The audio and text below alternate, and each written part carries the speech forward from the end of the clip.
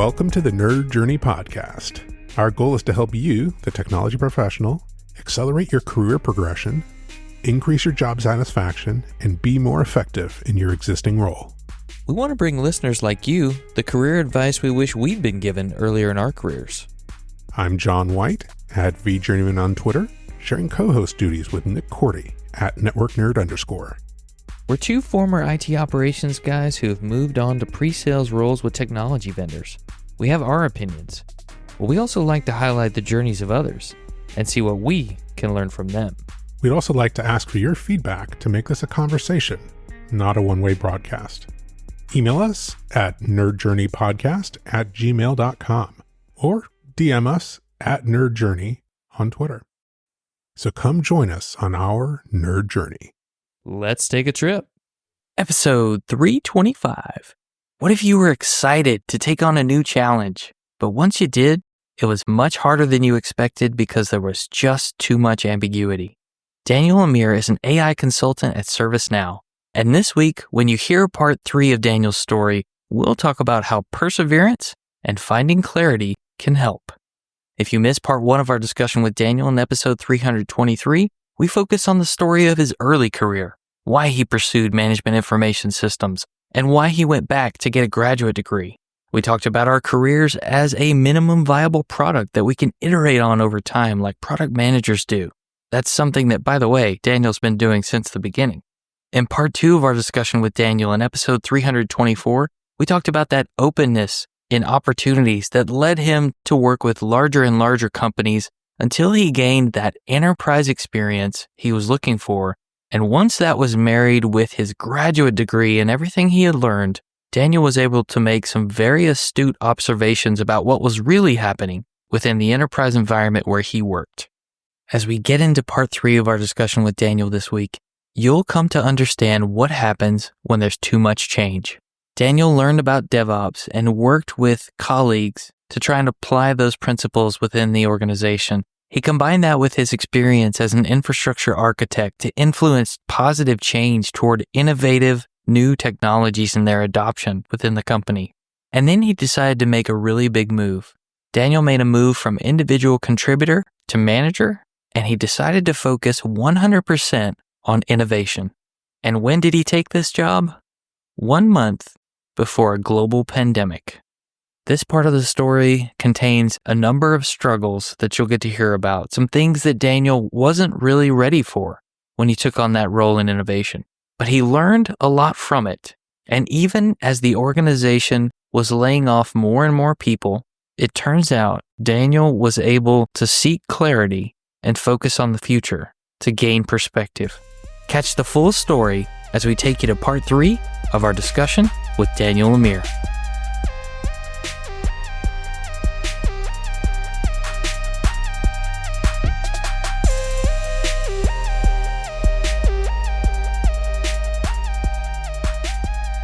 And it was because I recognized that what I was doing was no longer the path forward. I kind of had to have a reset, a reevaluation of, okay, what do I want to do next? How can I contribute to the organization? What does this mean? And one of the things that I came into contact with was DevOps. I had a colleague in the security organization that shared with me a book called The Phoenix Project. And I can honestly tell you guys, that book has changed my career trajectory in ways that I did not appreciate. And it is making a huge difference in the way that I think about things, that is allowing me to help other companies to create value. But because of that book, and when I read it, I didn't understand what was so great about it. I just knew there was something there that I needed. And in those days, it was like within a year or two after the release of the book. It was 2010, if I'm not mistaken. And I read it and I got really excited about it, but I didn't really know what to do with it.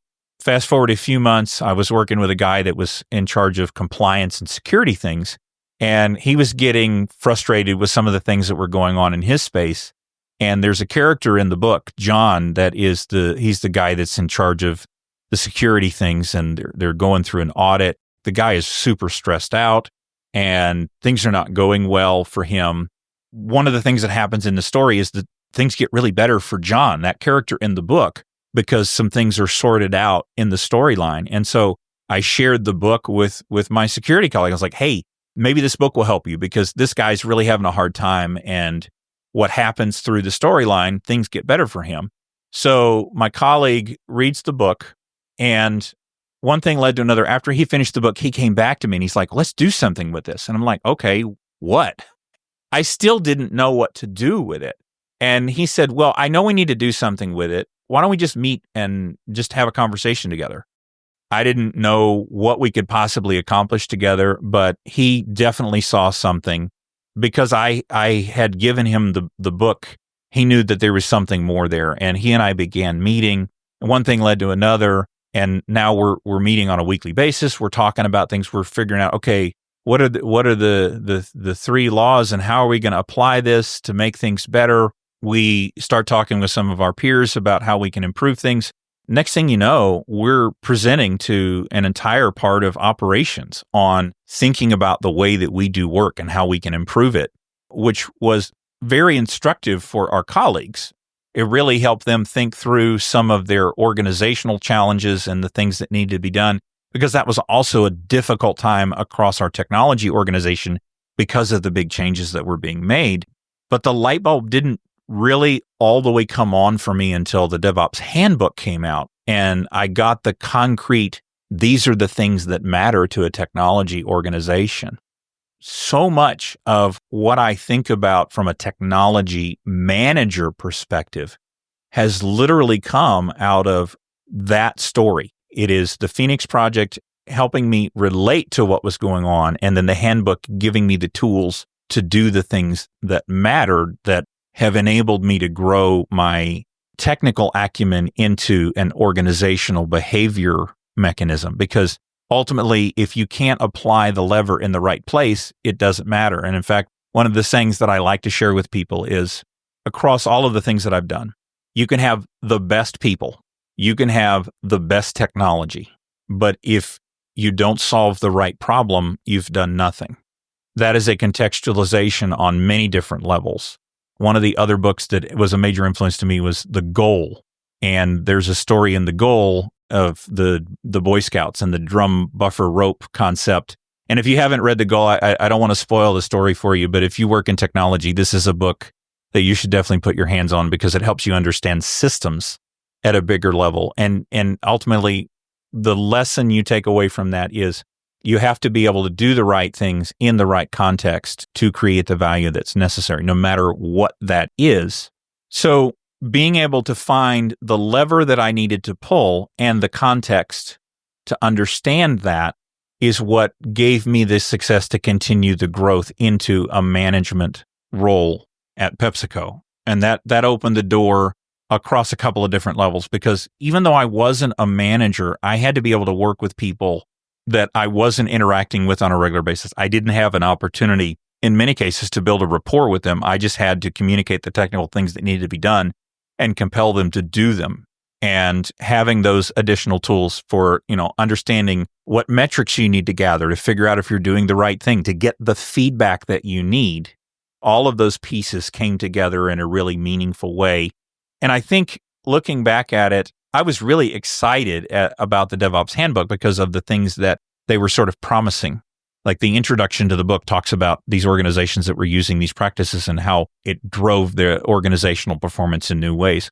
I have a much better appreciation for that now, because basically that introduction told the value story of why DevOps. And that's what got me excited. I mean, you needed everything that was in the rest of the book, but what got me excited was what those things could do. Understanding that promise of improving the system got me thinking more about how to build an effective system. I was already familiar with helping my colleagues connect the dots so they could make an effective contribution from a technical standpoint. The things I picked up from The Goal and the Phoenix Project and the DevOps Handbook gave me the tools I needed to push that into the interpersonal managerial domain, like doing it beyond the technical. Because ultimately, when you get into architecture, there is the technical domain that you have to be really good at as well. But you're never going to be successful in architecture if you're not able to encapsulate the business domain. there's the why you do the technical things that you have to connect the dots to. Let me give you a good example. Architects, in my view, are really masters of making trade-off equations. In the infrastructure space, you can install a single server to do something, and you can get that system in place very quickly. But it's fragile because if any individual component failure comes into play, you can't do anything. So you have to build these failure domains that allow you to maintain the integrity of the system. But that's more expensive. And so, yeah, we'd all love to have a dozen servers that back up our environment, but no one can afford to do that because you'll spend all of your time managing the 12 servers instead of getting the thing done that you were there to do in the first place. When I think about what I learned from DevOps, it is balancing those two equations. One of the charts readily apparent in my mind that I picked up from the handbook was the chart of the number of developers working on a given project. When we talked about this all the way back in grad school, right? It's the mythical man month concept, right? Where you can add more people to a project. You cannot apply that to creating a human being, right? It takes 9 months for a child to develop. You can bring as many other people to that as you want. The child is not going to develop any faster. So the trade-off is you have a hard limitation on that system. You can only develop the child in 9 months. Now, there are lots of other levers that you can try to pull to solve the problem, but there are core limitations. And the architects understand these are the limitations from a technical perspective and from a larger system perspective so that you can make the right decision for the program to be successful with the requirements that are there to meet the needs of the business. And the better you are at putting those pieces together, the more successful you're going to be in solving the problems that the organization at large has. When I think about architecture, for me, it's not just being able to put the technical systems together. Yes, you have to be able to do that, but that's not the whole story. If that's all you're doing, you're going to be limited in your success. And some of the folks that I've learned from in the DevOps community have been very good at explaining those kinds of challenges and helping me understand that I need to be well beyond the technical. You have to master the technical, but you're not done once you do that. And that gave me the opportunity to work on some new things that I was interested in, but I eventually got to the point in my career where I knew that I needed to do something different. Going back to that conversation we had around the objectives, one of the exercises that they had me do for my personal development plan was, what are the kinds of things that you want to do in your career? And the two areas that I wrote down on my personal development plan was, I want to be an architect and I want to do innovation. And I got to the point in my career where I knew what it was to be the architect. I knew what the next big challenge was going to be as the architect. And I also knew the things that I had done, and that to a significant degree, the next step for me in my career as the architect, having been on the journey of going to the cloud and incorporating DevOps and driving a lot of those new things for the organization, was very exciting and very fulfilling for me. The next step for me was building a very critical system for the organization in the cloud. And I knew exactly where I was headed with that program. And I thought it was interesting, but I also thought it was boring. And that's not what I wanted to do next. There's plenty of work to do in that space. In fact, there's still a lot of work going on in that space for almost every corporation in the world, because there's a lot of decisions that have to be made. Because the thing about technology is we're really good at adding the new ones, getting rid of the old ones, not so much. And that's the other thing about the Phoenix Project. We all read that and go, how do they know this is how my company is like?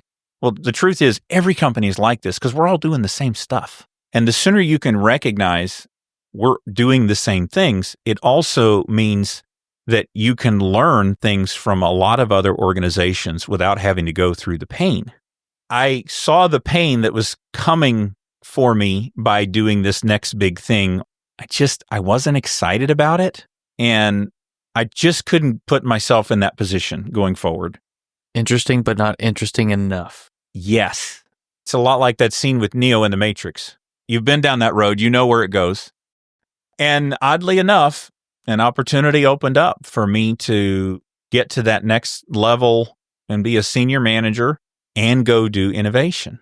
Man, I was so excited about that because that was the fulfillment of my objectives. I got to work in a new space. And I really felt, looking back at the journey that I'd taken, I was very good at introducing critical new things to the organization. When I started the cloud dialogue, some of the early people I talked to, they're just like, what are you, nuts? We're going to do the cloud? Why would we do that? This is a security nightmare. Nobody wants this. Why is this the thing that you want to go do? You know, a few years down the road, that's what everybody wanted to do. And I was one of the guys that said, yeah, we need to go do this. And I don't think I was wrong. And DevOps was the same way. Like, some people were like, I don't know why this is your thing.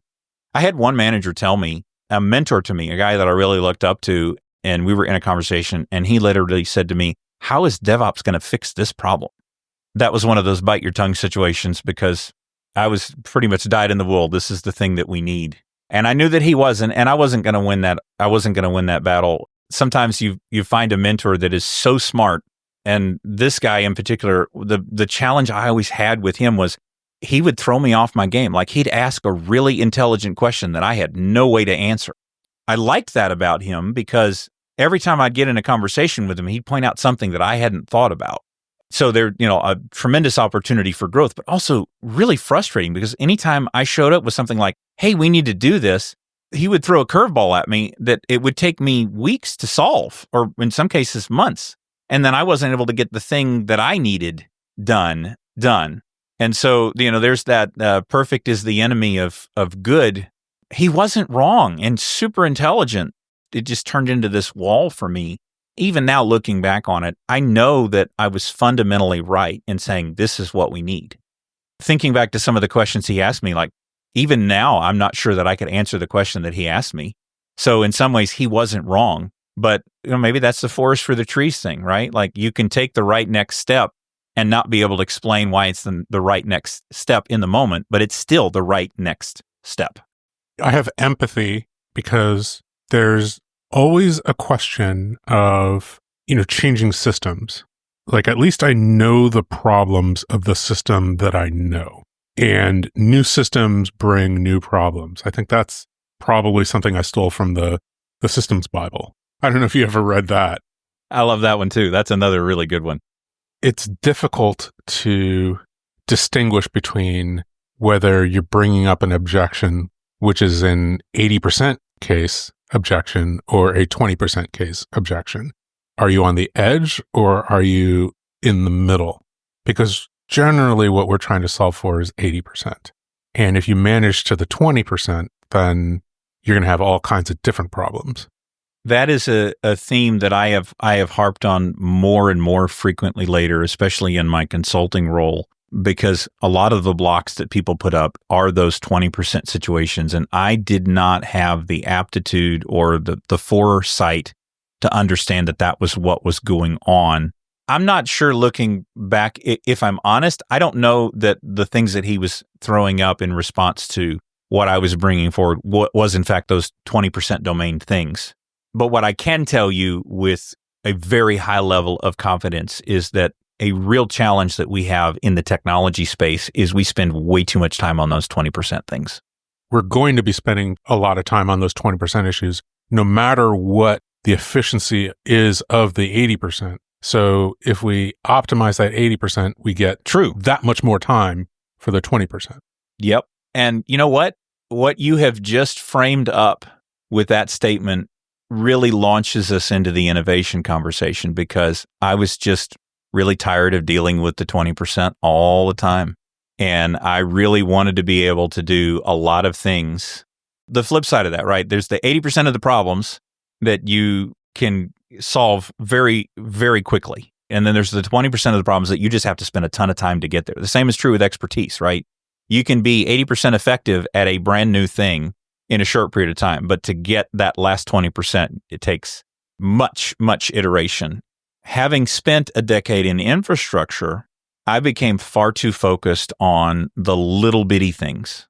All of the projects that I worked on were measured sometimes in years because they were just in infrastructure. You can't take risks. Like you have to put in a system that's going to work and be reliable 100% of the time. I just needed something different. And that opportunity to jump into innovation was the solve to that problem because I knew I was going to be quickly iterating on the things that we were working on. In fact, I did more projects in the couple of years that I was in innovation than I did in the rest of my career doing infrastructure because that's just the nature of the beast. Do you consider that making a bigger impact? No. Okay. And I'll tell you why. Because so much of the things that I worked on in innovation became shelfware. You can drive a lot of excitement about something new and you can run an effective proof of concept and show that something is valuable or not valuable, but it doesn't mean that somebody's going to stand up and say, I'm ready to go try this, especially in an enterprise environment, because even ROI oftentimes is not enough to satisfy the why are we doing this? I'm not saying that it's not possible for those new innovations to be injected into the system successfully, but it's a totally different set of issues that you have to understand in order to be successful with that. And that meant that it was very difficult for me in my early time in innovation because I had no subject matter expertise in those things. Like I was very ignorant about what it took to do the work of innovation at an enterprise level. Let me elaborate on that a little bit. And perhaps this will get some folks to argue with me. I still believe I was right about cloud and I was right about DevOps. I'm unflinching about proclaiming that those were the right things for us to do for the enterprise at that time. That doesn't mean that that's the right decision forever going forward. That's probably another discussion we could have. But the thing is, it took me years to make those things happen because you have to help people understand why this is the thing, and then you have to build some acumen and you have to build some coalitions. There's political, there's governance, there's technical, there's monetary, there's organizational. All of those dimensions have to be dealt with. And that's true for anything in innovation as well. And so what I didn't understand when I started the journey was that I was signing up to do those things in a much shorter period of time than I was really prepared to do. I knew what to do. I had not done enough repetition to be very effective at it. Now, the good news is because I was innovation, the repetition happened a lot faster. But it didn't make my boss happy that I wasn't very good at it. Is adoption part of very good, or what does not very good mean? Several things.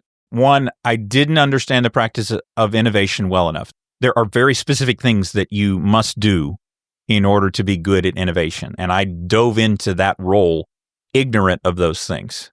Now, I did a lot of reading to get up to speed on that. And I was reading those things even prior to having, jumped into that role. I don't know if you've seen the conversation with Jensen Huang about starting NVIDIA. He had an interview with a journalist, and essentially the conversation kind of went like this. If I'd known what I was signing up for when I decided to found NVIDIA, I probably wouldn't have done it.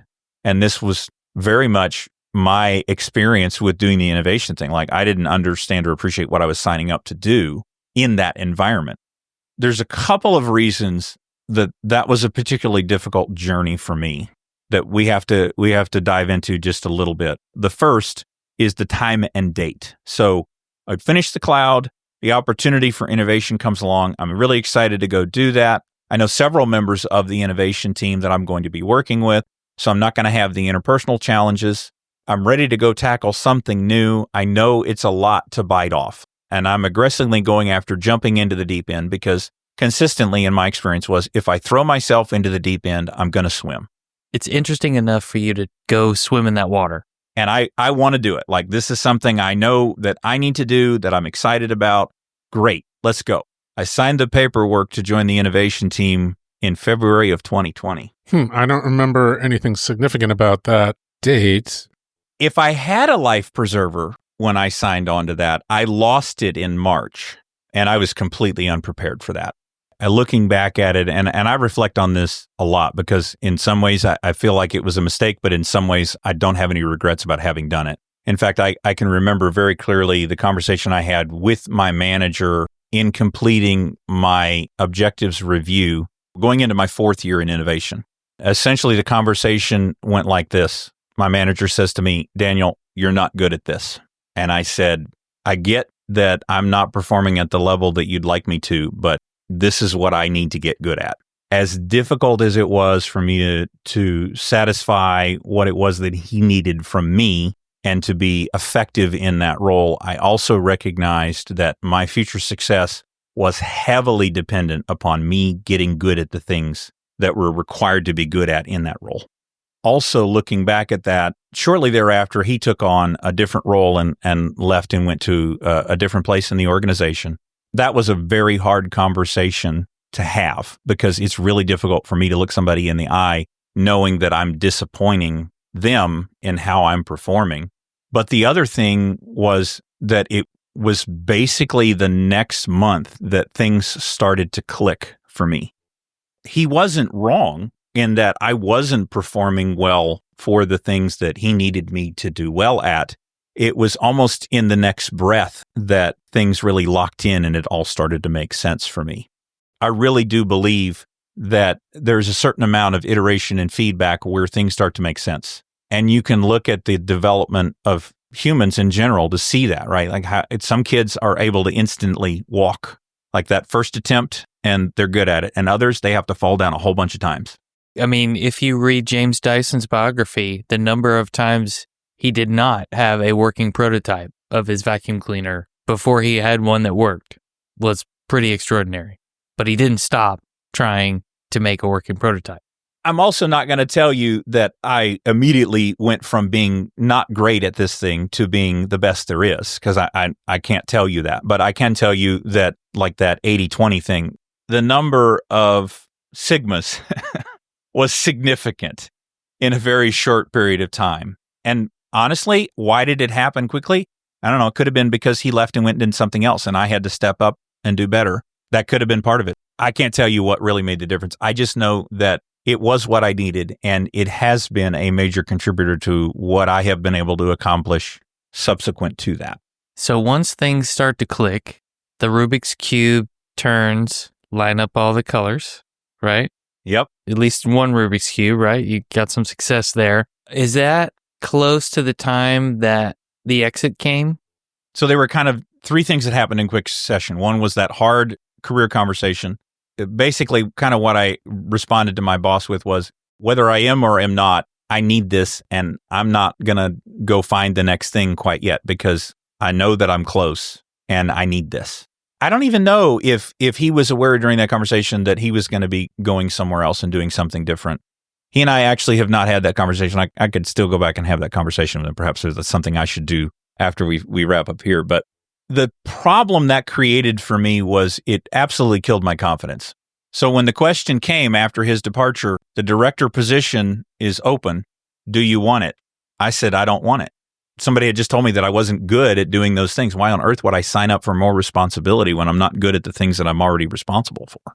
I think I was wrong to not step in to the director role. I should have immediately signed up for that. And I was absolutely capable of doing it. And I also didn't understand that that was a problem I was having. I didn't know that that's where I was. But as things transpired after that, it was our team that was there, and we actually wound up not having a director for a period of time for a variety of organizational reasons. But one of the things I said to my other colleague that was at the same level that I was, I said, hey man, we need a director, and I think you could do it. You should go for it. My position was, look, if I'm not going to step into it and I think somebody else can do it, I absolutely need to be encouraging them to do that. And I was not afraid of somebody else stepping into the director role and me having somebody else to report to. This was even a guy that was younger than me, and he was on a very sharp trajectory, moving up the organization very effectively. That was yet another reason for me that I felt like this seems like the right thing. Like the guy's already on a trajectory and he's been very effective at what he's doing. There's no reason to slow that down. It wasn't a me versus them thing. It was just trying to identify what the right next thing was to be. So in carrying through the work that we needed to do, I wound up actually continuously stepping up what I was able to do and getting good at the things that I needed to do. Right about the time I'm feeling pretty good about where I am and how I'm seeing things and being able to classify and organize and execute the things that I think need to be done, the earthquake happens. Now, I need to give some additional context to what was happening organizationally and from a career perspective. Going back many years, it was very clear to see from everything I'd learned getting the graduate degree, the progression and the organizational plans and what people say versus what's actually happening. And then, of course, there's inevitably the rumor mill, but the long and short of it was every one of us in that infrastructure space knew and or knows that there was a larger plan at play. And there was somewhat of an expectation that eventually you're going to get to the end of the journey. Like if you're not the director or the senior director or the VP, there's not a lot of opportunity for you for the foreseeable future. Maybe you could push it a year or two, 3 years, 4 years, maybe, but certainly not more than 5 years.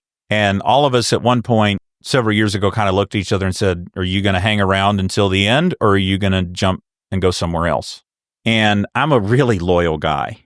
That's just part of who I am. It's really hard for me to pick up and leave because I'm invested. That was what was in play for me. I was just really invested in being a part of the organization. And when I had the opportunity to move over into innovation, I came home after I got that job rec and was talking to the manager and he's like, yeah, I think you're our guy. I came home and told my wife, I said, man, this could be the next decade of my career because I'm switching to a different area and I'm not going to have this end of the road problem in the infrastructure space that I saw coming. But one of the things that I also knew moving into innovation was our innovation team directly reported to the CTO. And the reality of that relationship is if you aren't satisfying the objectives that the CTO has, you don't have a reason for existence. So you have to be very good at delivering on what you're promising.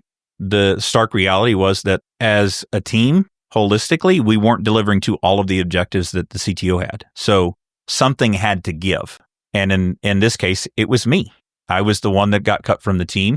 It was a much bigger cut. Was it for performance? No. I mean, if you talk to anybody in the organization, everybody was surprised that I was the one that wound up on the out. And I don't think it was ultimately performance. I think they had to cut somewhere, and it's just, the roll of the dice. Did my performance ratings play into that in any way, shape, or form? Who knows? I couldn't tell you. I don't think it did, but it could have, and that wasn't revealed. I can tell you, looking back at it though, that up until that last actual performance evaluation, I was not going around bragging to people about how great my performance was, because I knew that things were not going as well as I wanted them to be.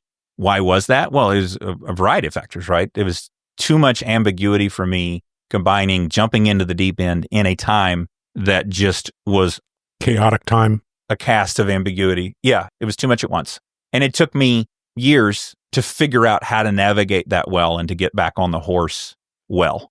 I'm not making excuses. I just know that that's the practical reality of the situation that I was in. But there were a couple of good things that happened through this progression that I have to talk about. First, a couple of years prior to that, we had gone through another round of people leaving the organization, and that created an extraordinary amount of stress on me. In fact, I got sick. Like I had GI issues, lots of reflux and other things because of the stress that was created. Like I was really afraid that I was going to be the next one. In that round, it was actually my direct boss that wound up being in the group that went out. And I had such a hard time with that. That was before I moved over to innovation. But I learned a lot from that situation because I had not learned how to regulate my emotions attached to what was going on. I was so invested in my reputation and my title. That was what was really important to me. And I didn't understand that I needed to focus on everything about what I was doing, not just my career. So I needed that recalibration. And I also needed to focus on my health a little bit more. That was a tough couple of years to go through. And one of the things that joining the innovation team did for me was it took away that immediate stress. Like I was not stressed doing the innovation thing. Even though I wasn't performing and I knew I wasn't giving them what they needed, it was a totally different set of challenges that allowed me to address some of those other personal challenges. So it was a shuffling of the chairs, if you will. It moved the challenge around to a different place. And that's exactly what I needed to get better. That time in innovation did several different things for me. The other thing that I was able to take away from that, though, was recalibrating what being the next to go out of the organization meant for me. I was able to contextualize what that meant and recognize that that really didn't have anything to do with me, and that sometimes these things happen, and that I just needed to get myself in order. No matter what was going to happen, that was on me to do, and nobody else could take responsibility for that. So in some ways, it was accepting that responsibility of, no, I need to be in charge of the whole me. And part of this has to do with the fact that my wife made the decision to go get some coaching and to improve herself. And her decision to do that overflowed and influenced me, because I was in a really bad place, and she brought those things back to me. And so one of the things that happened, actually, it was the November before that hard conversation with my boss. She said, you need to make a vision board, and it needs to be every part of your life, and you need to go all of these things. Because she had done that, and that was really helpful to her. Look, she's a smart woman. There's a lot of reasons we're together after 20 years. I said, okay, I'll do it. And I went and did it. And I got to tell you guys, there's something much bigger at play, because it was almost the next moment after finishing that vision board that things started to happen.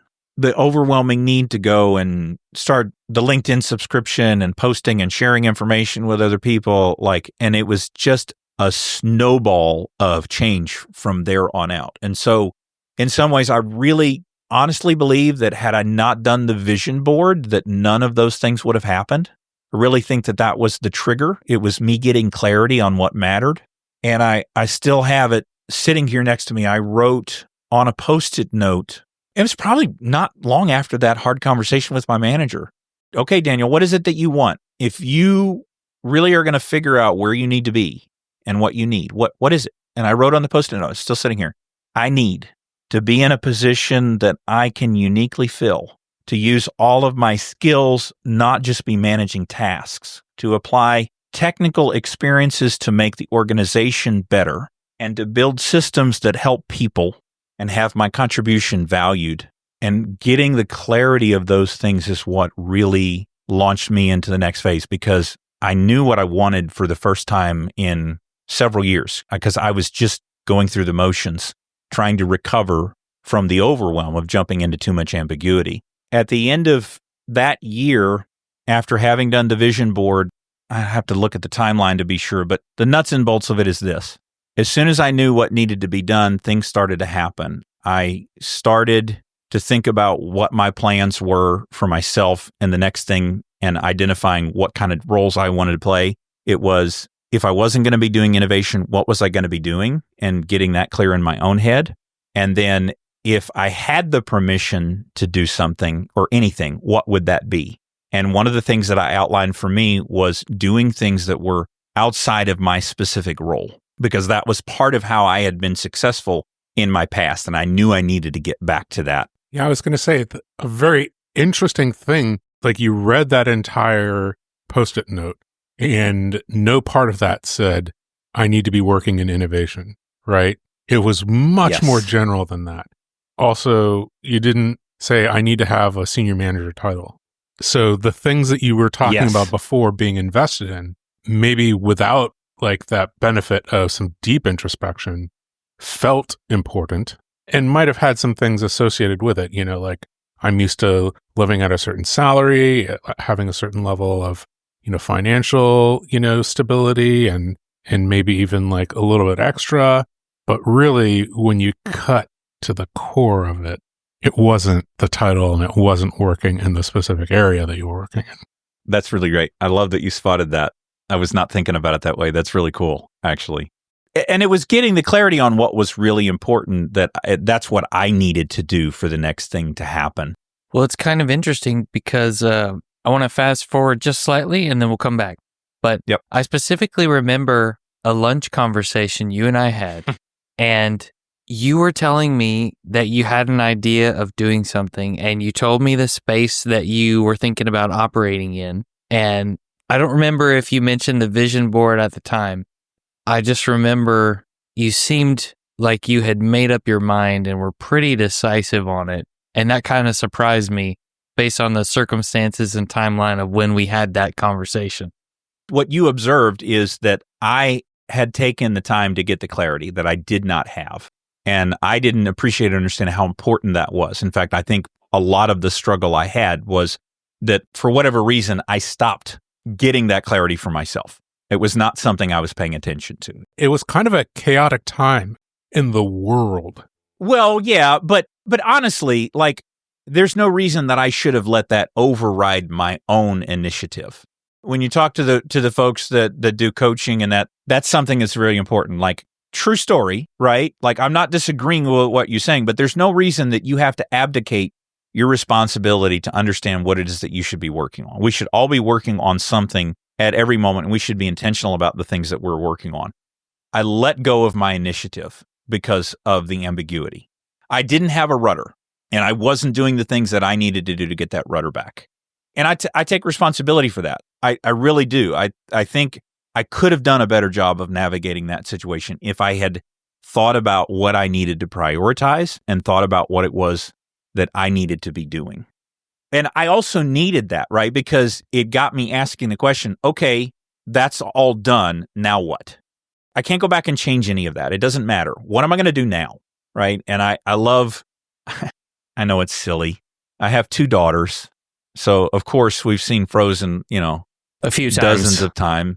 I love that moment in Frozen 2 where Anna's at the bottom of the thing and she sings about the next, the next right thing. Like, that really is what's so important. And it's reflecting on those ideas and those thoughts that was also the genesis of how I wound up falling into this AI mistakes thing that I started. Ooh, I want to hear about this.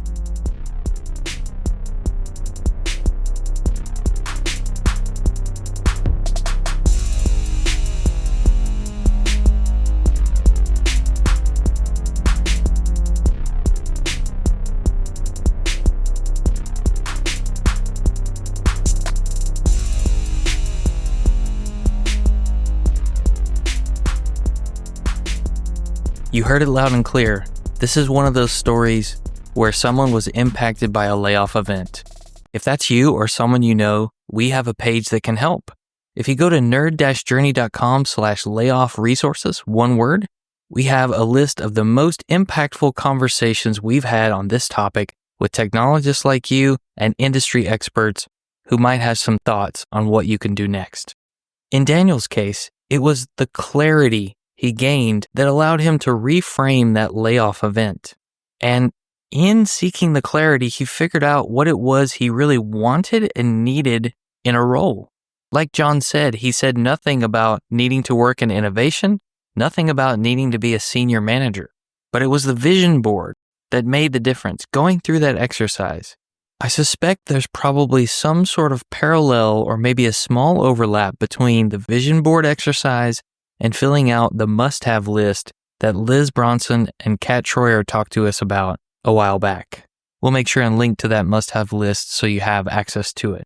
These type of exercises are things that we often just don't do. We don't take the time to do them because we're overwhelmed or have too much work to do or are distracted by other things. Maybe that's something you need to spend time doing. I did notice in this episode, we see evidence of more missing context that prevents the application of knowledge. Remember, Daniel said that he learned a bunch about DevOps, but he wasn't quite sure what to do with it. It reminds me of that mix of abstract and concrete learning that we talked about with Eric Gross in episode 267. That's a great one to go back and listen to. Daniel's question of what now also reminded me of something Cody DeArkland shared back in episode 86. That's a great one to listen to as a complement to this episode. He talked about how careers and lives are like seasons. We shouldn't be thinking about what is next, but when is next. Maybe next could start now. You could start doing the things to get you closer to next right now. I contacted Daniel offline to ask if there were any other resources he used that helped him seek that clarity. And I want to point out 2 specific ones that he shared with me. There's one called What to Do Next, Taking Your Best Step When Life is Uncertain by Jeff Henderson, and then Unimaginable, How to See the Future Coming and Feel Ready for Anything by Jane McGonigal. I can tell you that both of these are available in audiobook form if you want that. What exactly did Daniel mean by starting AI mistakes at the end of that episode? Next week in part 4 and the exciting conclusion of this series with Daniel, you'll get to hear the story of why he decided to focus on AI mistakes and why he continues to do it. We'll catch you then. Farewell, listeners. Tune in next time as the journey continues. I'm John White at BJourneyman, for Nick Cordy at NetworkNerd_, signing off. Adios.